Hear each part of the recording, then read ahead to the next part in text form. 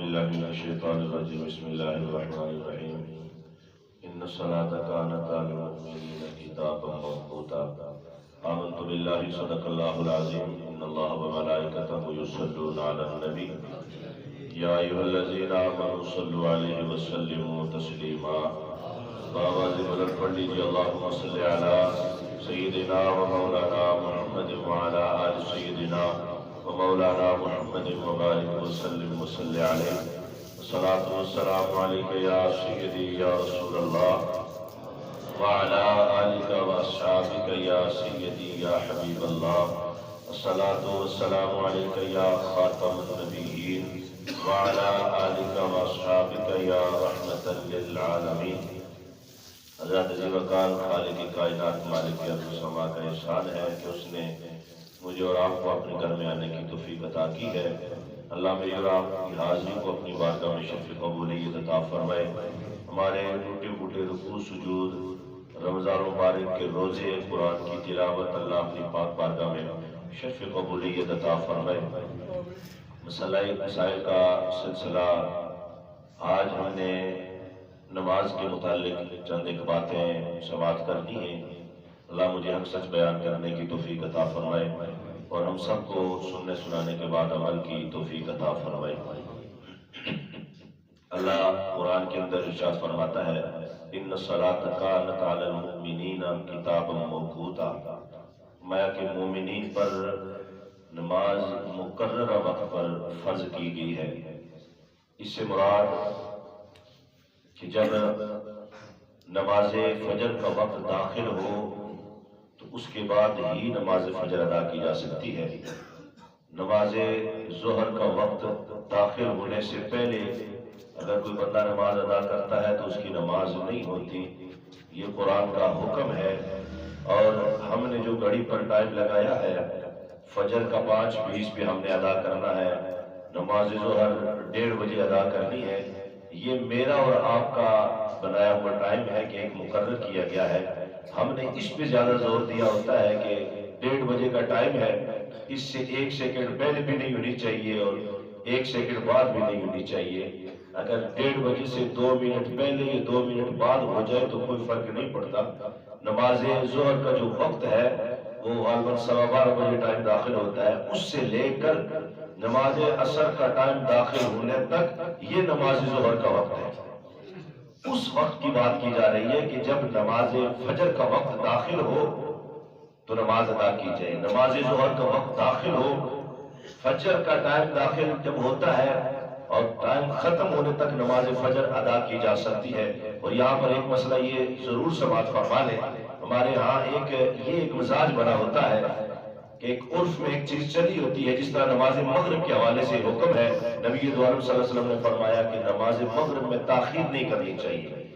عام نمازوں میں دیکھیں کہ اذان کے بعد 15 منٹ کا وقفہ ہوتا ہے، لیکن نماز مغرب کے فوراً بعد نماز ادا کی جاتی ہے، اس لیے کہ اس میں تاخیر نہیں ہونی چاہیے۔ لیکن ہمارے ہاں ایک یہ بات مشہور ہے کہ نماز مغرب کے 10-15 منٹ کے بعد جماعت ہوگی، اگر کوئی بندہ لیٹ آ گیا تو نماز قضا ہوگی۔ ایسا مسئلہ نہیں ہے۔ نماز عشاء کا ٹائم داخل ہونے تک جان بوجھ کر آپ نماز تاخیر کریں گے تو آپ گناہگار ہوں گے، لیکن نماز یہ نہیں ہوئی کہ قضا ہو گئی ہے۔ عشاء کا ٹائم داخل ہونے تک آپ نماز مغرب ادا کر سکتے ہیں، آپ کی ادا ہوگی، پوری نماز ادا کریں گے۔ تو اس کے بارے میں کہا گیا ہے کہ مومنین پر مقررہ وقت پر نماز فرض کی گئی ہے۔ اور پھر نبی دو عالم صلی اللہ علیہ وسلم کی بارگاہ میں آئیے، یہ رب کا کلام ہے۔ اب زبان مصطفیٰ کیا ارشاد فرماتی ہے؟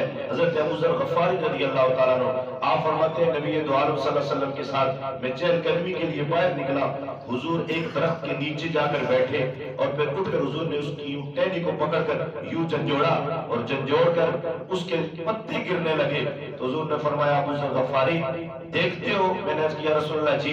میرے آقا نے فرمایا جب بندہ مومن اللہ کی رضا کے لیے پاک صاف ہو کر ستھرا ہو کر وضو کا اہتمام کر کے اللہ کے حضور اپنے آپ کو پیش کرتا ہے، جب نماز سے فارغ ہوتا ہے، اتحیات میں بیٹھتا ہے، کھڑے ہو کے رب کی تعریف بیان کرتا ہے، رب کی ثنا بیان کرتا ہے، رب کی بڑائی کو بیان کرتا ہے، رب کی پاکی کو بیان کرتا ہے۔ فرمایا نماز کا اہتمام کر کے جب اللہ کی حضور اپنے آپ کو پیش کرتا ہے، نماز سے فارغ ہوتا ہے، میرے اور آپ کے آقا صلی اللہ علیہ وسلم نے ارشاد فرمایا اس کے گناہ، اس کے جسم سے گناہ اس طرح جڑ جاتے ہیں۔ حضرت ابو ذر غفاری نے فرمایا حضور نے یوں ٹہنی پکڑ کر ہلا کر فرمایا جس طرح اس خشک درخت کے پتے گرتے ہوئے تمہیں نظر آ رہے ہیں، فرمایا اس طرح اس بندے کے گناہ اس کے جسم سے جڑ جاتے ہیں۔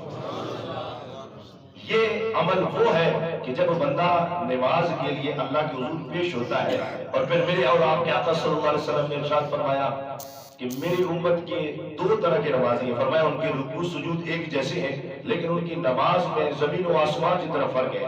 صحابہ کرام نے عرض کی ہے کملی والے آقا کیا جس کی نماز آسمان کو چھوتی ہے وہ کوئی زیادہ سبق پڑتا ہے نماز کا؟ میرے اور آپ کے آقا صلی اللہ علیہ وسلم نے فرمایا نہیں، نماز اتنی ہی پڑھی جاتی ہے، سبق اتنا ہی پڑھا جاتا ہے، رکھتے ہوئے کوئی زیادہ نہیں پڑھتا۔ یا رسول اللہ پھر اتنا فرق کیوں ہے؟ فرمایا ایک کی نماز خشوع خضوع والی ہے اور دوسرے کی نماز خشوع خضوع کے بغیر ہے، لیکن یہ خشوع خضوع تب نصیب ہوگا جب ہمارا وضو مکمل ہوگا، ہم اللہ کے حضور آ کر پیش ہوں گے، مسجد کے تقدس کا خاص خیال رکھیں گے، تب یہ خشوع اور خضوع نصیب ہو۔ بندہ آئے سب سے پہلے سیری کر کے مسجد میں آ جائے اور وہ آ کر سب سے آخر میں بیٹھے تو اس کو وہ مقام نہیں ملتا، اس لیے کہ پہلی صف پہ بیٹھنا جو حضور نے مقام بیان کیا ہے، جو حضور نے اجر بیان کیا ہے، وہ بے شک مسجد میں پہلے آ جائے، پہلے آنے پر اس کو اجر ضرور ملے گا، لیکن اگر وہ پہلی صف میں بیٹھتا نہیں ہے تو اس کو پہلی صف کا اجر نہیں ملتا۔ اور پھر یہاں پر ایک بات یہ ضرور میرے اور آپ کے آقا صلی اللہ علیہ وسلم نے فرمایا کہ تم فرشتوں کی طرح اپنی صفوں کو درست کیوں نہیں کرتے؟ یا رسول اللہ فرشتے کیسے سے درست کرتے ہیں؟ میرے آقا صلی اللہ علیہ وسلم نے فرمایا ان کا طریقہ کار ہے، وہ جب داخل ہوتے ہیں تو میں سب سے پہلے آ کر پہلی صف کو مکمل کرتے ہیں اور مل کر بیٹھتے ہیں، جڑ کر بیٹھتے ہیں، فرمایا تم ان کی طرح جڑ جاؤ، میں صفوں کو درست کر لو۔ حضرت عبداللہ ابن عمر رضی اللہ تعالیٰ سے مروی ہے، آپ فرماتے ہیں رسول اللہ صلی اللہ علیہ وسلم جب نماز کا وقت ہوتا تو حضور ہمیں حکم ارشاد فرماتے، حضور فرمایا کرتے اپنی صفوں کو درست کرو، کندھے کے ساتھ کندھا ملا کر اپنی صف کو درست کرو، درمیان میں شیطان کے لیے جگہ نہ چھوڑو۔ فرمایا جو تم میں سے صف کو ملاتا ہے اللہ اس کو ملا دیتا ہے، اور جو صف کو کاٹتا ہے اللہ اس کو کاٹ دیتا ہے۔ اور ایک مقام حضور نے فرمایا اپنی صفوں کو کندھے کے ساتھ کندھا ملا کر اور ٹخنے کے ساتھ ٹخنا ملا کر اپنی صف کو درست کرو، جو تم میں سے صف درست کرے گا اللہ اس کے دل کو درست فرما دے گا۔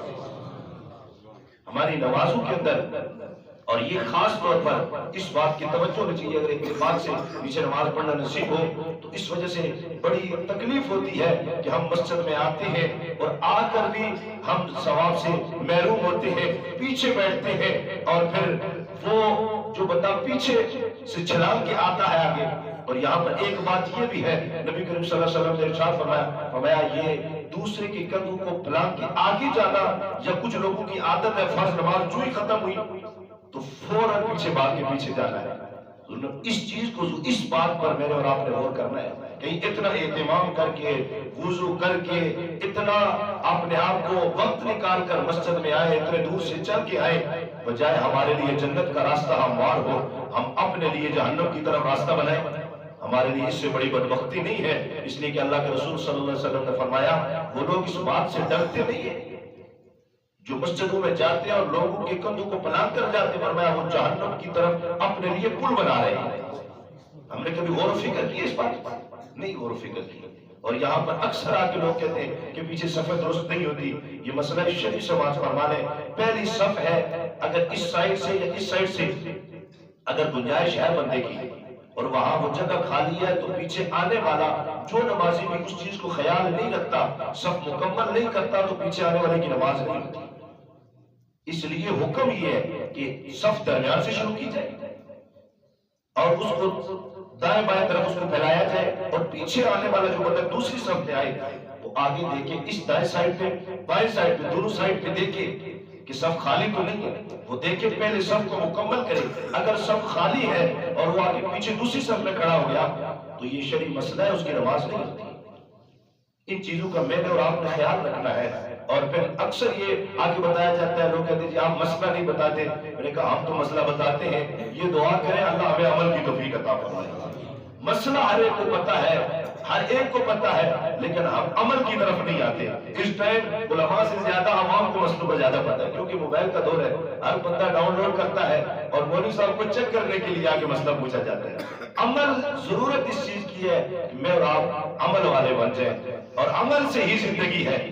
عمل نہیں ہے تو ہم سارا کچھ کر لیں تو ہمارا سب کچھ ضائع ہو جاتا ہے. نبی دو عالم صلی اللہ علیہ وسلم صحابہ فرماتے ہیں حضور آ کر جب مسجد میں پہنچتے صفوں کے معاملے میں حضور اپنے ہاتھوں کے ساتھ ہمارے کندھے درست کیا کرتے تھے.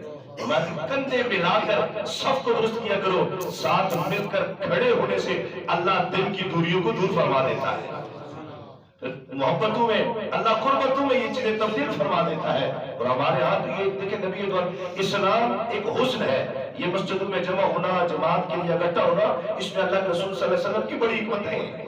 ہمارے دل کے اندر کسی کے بارے میں قدورت ہے تو مسجد میں آ کر بھی اگر وہی نہیں مانند کسی ایک نمازی ہے ہمارے وہ مجھے میرے کہا مسجد میں نہیں آتے تو مجھے بڑی حیرت ہوئی. مجھے کہتے ہیں کہ میں بس آتا تھا پہلی صف پہ نماز پڑھتا تھا، اب نہیں آتا. میں نے کہا وجہ کیا ہے؟ کہتے جی بس کیا بتاؤں آپ کو، میرے بھائیوں کے ساتھ ناراضگی چلتی ہے. تو میں مسجد میں جب آیا تو وہ کرامن کاتبین کی طرح ایک دائیں کھڑا ہو گیا، ایک بائیں کھڑا ہو گیا. اب دیکھیں اور اچھا خاصا پڑھا لکھا وہ شخص کہتا جی وہ سگے بھائی میرے اور مسجد میں بھی وہ پہنچے. اور میں نے جب سلام پھر ایک طرف ایک کھڑا تھا دوسری طرف دوسرا کھڑا تھا، میں اس کے بعد مسجد میں ہی نہیں آیا. اللہ کے رسول صلی اللہ علیہ وسلم نے ہمیں مسجد میں اس لیے جمع کیا ہے کہ ہمارے دل کی قدورتیں وہ دور ہو جائیں، اس لیے کہ یہ وہ بارگاہ ہے. ایک ہی صف میں کھڑے ہو گئے محمود و ایاز، نہ بندہ رہا نہ بندہ نواز. یہاں پہ تو یہ مقام ہے کہ اس لیے اکٹھا کیا گیا ہے. تمہارے اپنے گھر میں جھگڑا ہے تو اس کو اپنے گھر میں رکھو، پہلے تو اس کو بھی ختم کرو. لیکن اگر وہاں نہیں ختم ہوتا، وہاں گھر میں چلتا ہے، ہر جگہ پہ یہ معاملات ہیں. لیکن جب اللہ کے گھر میں آؤ، اللہ کے حضور پیش ہو رہے ہو، تم اپنے دل کو صاف رکھو تو پھر دیکھو اللہ تمہیں عبادتوں میں لذت ہے کتنی عطا فرماتا ہے.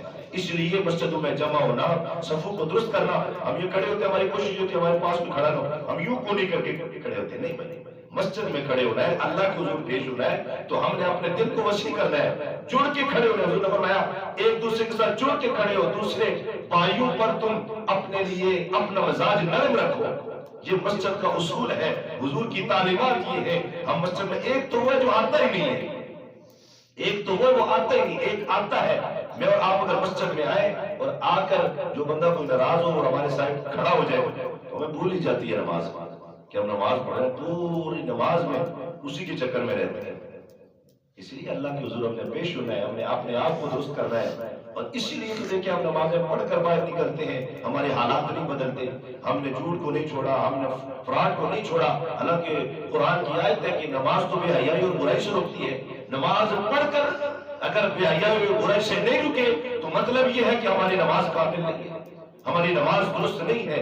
ہمارا پہلے وضو درست ہوگا، پھر اللہ کے گھر میں جب آئیں گے خشوع خضوع کی نماز اس وقت نصیب ہوگی جب ہم اپنے دل کو صاف کر کے اللہ کے حضور پیش کریں گے. یا اللہ ہم گناہگار ہیں، ہم عاجز ہیں، اس قابل تو نہیں ہے. مولا کائنات جیسا وہ شخص جس کے چہرے کو دیکھنا اللہ عبادت کا ثواب عطا فرماتا ہے. آپ جب نماز کے لیے کھڑے ہوا کرتے تھے تو آپ کے جسم پہ کب کبھی طاری ہو جایا کرتی تھی.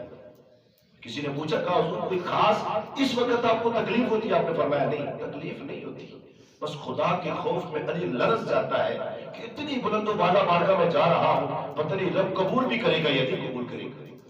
ہم نے تو یہ کبھی سوچا ہی نہیں. ہم تو مسجد میں آ گئے تو ہم اللہ معاف کرے ہم کہتے ہیں ہم ٹھیکیدار بن گئے، دوسرا ہمیں مسلمان ہی نہیں نظر آتا.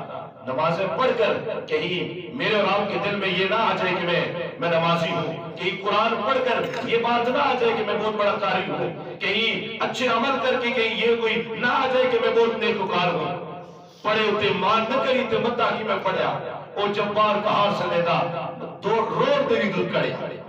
نمازیں پڑھ کر انسان کے دل میں غرور و تکبر آ جائے، وہ نمازیں کل حشر کے دن میرے اور آپ کے منہ پہ ماری جائیں گی. خالق کائنات کی بارگاہ میں دعا ہے اللہ مجھے اور آپ کو دین سیکھنے سمجھ کر اور اس کے مطابق زندگی بسر کرنے کی توفیق عطا فرمائے. وآخر دعوانا الحمدللہ رب العالمین.